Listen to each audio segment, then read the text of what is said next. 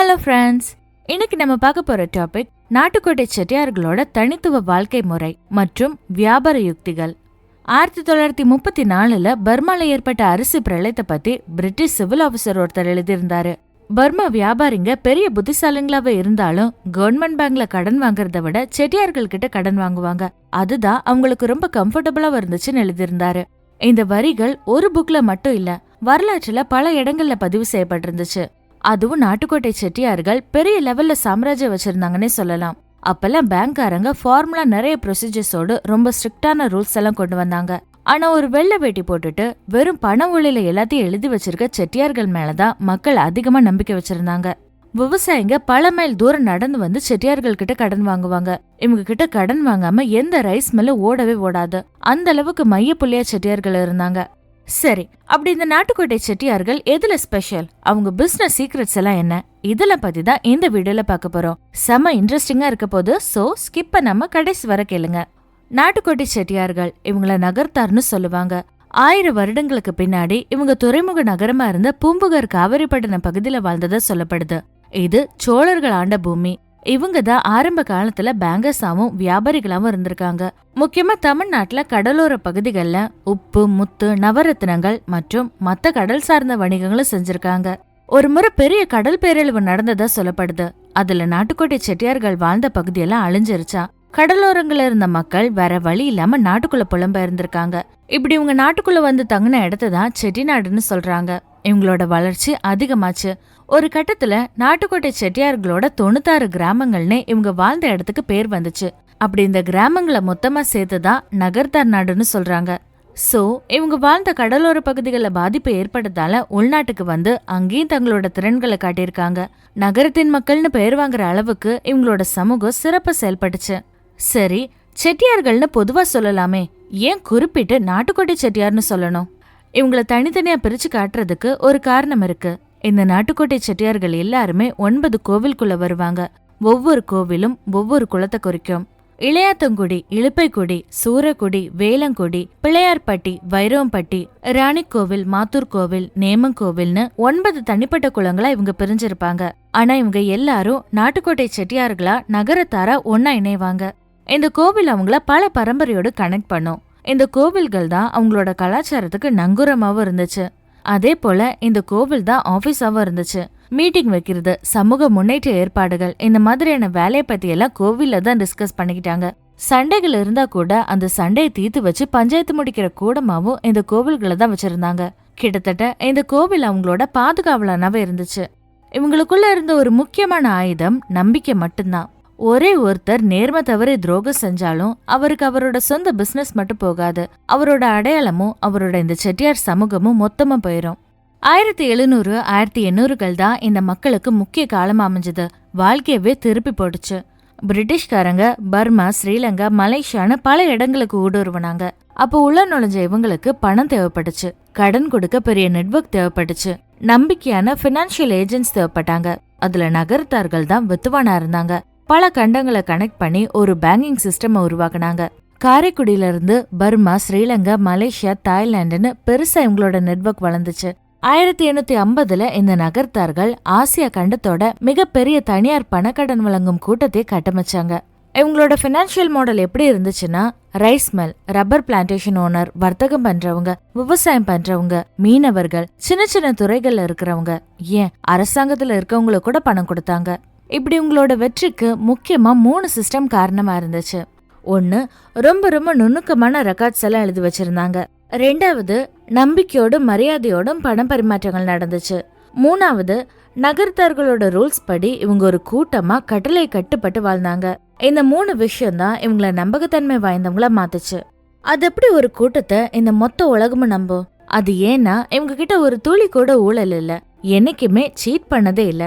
கடன் கொடுத்தல் வாங்கல்ல வலுவான கொள்கைகள் இருந்துச்சு. கொடுத்த வாக்கையும் சத்தியத்தையும் மீறினதில்ல. ஒரு கான்ட்ராக்ட் சைன் பண்ண செட்டியார்களோட சைன் வேணும்னே அவசியம் இல்ல. அவங்க செட்டியாருங்கிற மரியாதையும் கௌரவம் மட்டும் இருந்தா போதும். இந்த செட்டியார்கள் அவங்க குழந்தைங்களை வெளிநாடுகளுக்கு அனுப்புவாங்க, இங்கிலீஷ கத்துக்குவாங்க. அந்தந்த கால தொழில்நுட்ப வளர்ச்சிக்கு ஏத்தபடி அக்கௌண்டிங்க அட்வான்ஸ் லெவல்ல மாத்துவாங்க. பல ஃபாரின் டெக்னிக்ஸையும் இந்தியாவுக்கு கொண்டு வருவாங்க. அதே போல செட்டிநாட்டு பெண்கள் வீட்டை மட்டும்தான் கவனிச்சுட்டாங்கன்னு நினைச்சீங்கன்னா தப்பு. அவங்க மெயின் சொத்து விவரங்கள் எல்லாத்தையும் டீல் பண்ணாங்க, கட்டுமானங்கள் எல்லாம் மேற்பார்வையிட்டாங்க, கணக்கு வழக்கெல்லாம் நோட் பண்ணி பாதுகாப்பா வச்சுக்கிட்டாங்க, பல சம்பிரதாயங்களை அழிய விடாம பாதுகாத்துட்டாங்க. இப்படி ஆண் பெண் 2 பேருமே எல்லாத்தையும் பேலன்ஸ் பண்ணி பண்ணதாலதான் அவங்களோட இந்த நிதி சாம்ராஜ்யம் பல தலைமுறைகளா நிலையாவே இருந்துச்சு. நாட்டுக்கோட்டை செட்டியார்களோட வீடுகள் பிரம்மாண்டமா இருக்கும்.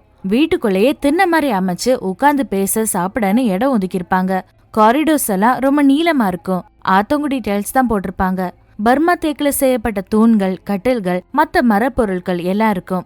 இட்டாலில இருந்து இறக்குமதி பண்ணப்பட்ட கண்ணாடிகள், வெளிநாடுகள்ல இருந்து வந்த இரும்பு கம்பி, எஜிப்ட் மார்பிள்ஸ், இப்படி உள்நாட்டு வெளிநாட்டு பொருட்கள் எல்லாத்தையும் கலந்து வச்சு பிரம்மாண்டமான வீடு கட்டினாங்க. பல நாடுகள்ல இருந்து பொருட்களை இறக்குமதி செஞ்சு அவங்களோட வணிகத்தை உலக அளவுல வச்சிருந்தாங்க. அதே போல இவங்களோட வீடுகள் வெறும் வீடா இல்ல, அங்கதான் பாதுகாப்பு பேங்க்ஸ் இருக்கும். அதுதான் அவங்களோட பிசினஸ் சென்டராவும் சமூக கூடங்களாவும் கொண்டாடுறதுக்கான இடங்களாவும் இருந்துச்சு. அவங்களோட வீட்டை 40ல இருந்து 50 பேர் ஒரு கூட்டா வாழ்ற மாதிரி பெருசா பிரம்மாண்டமா கட்டியிருப்பாங்க.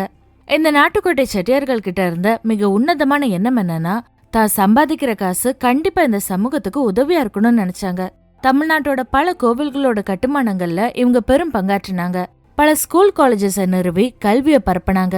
பல மருத்துவமனைகளை கட்டி எல்லா மக்களுக்கும் மருத்துவம் கிடைக்கிற மாதிரி செஞ்சாங்க. 1960ல பர்மா அரசாங்கம் நார்மல் பேங்க்ஸ உள்ள கொண்டு வந்தாங்க.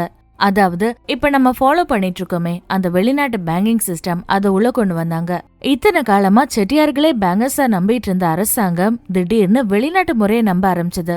இந்த பேங்க்ஸ் எல்லாம் உள்ள வந்ததுமே நாட்டுக்கோட்டை செட்டியார்கள் பல சொத்துக்கள், சேமிப்புகள், கொடுத்த கடன், தங்கம், வீடுகள்னு எல்லாத்தையும் இழந்தாங்க. இது வரைக்கும் அந்த சமூகம் சந்திச்சதுலயே ஒரு பெரிய பினான்சியல் ஷாக் இதுவாதான் இருந்துச்சு. ஆனா இதோட அவங்க நிக்கல. இன்னும் விடாமுயற்சியோடு அவங்க சாம்ராஜ்யத்தை பேஸ்ல இருந்து கட்டமைச்சாங்க. இந்த பேங்கிங் இல்லைன்னா என்ன, நம்ம வேற பிசினஸ் பண்ணலான்னு துணி வியாபாரம், பொருள் உற்பத்திகள், சினிமா, ரியல் எஸ்டேட், கல்வின்னு வெவ்வேறு துறைகளுக்குள்ள வந்தாங்க. இவங்களோட ஸ்பெஷாலிட்டியே எந்த துறைக்குள்ள போனாலும் அதுக்கு அடாப்ட் ஆகிருவாங்க.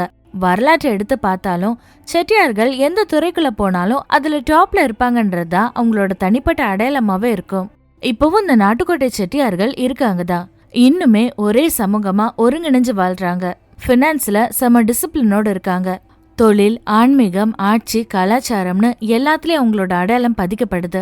இந்த நாட்டுக்கோட்டை செட்டியார்களோட தனித்துவமான வியாபார திறன்கள் என்னன்னா, பல பேங்க்ஸ் வர்றதுக்கு முன்னாடி, அதாவது 200 வருஷத்துக்கு முன்னாடியே இவங்க வீட்லயே ஆபீஸ் வச்சு பேங்க்ஸ நடத்தினாங்க.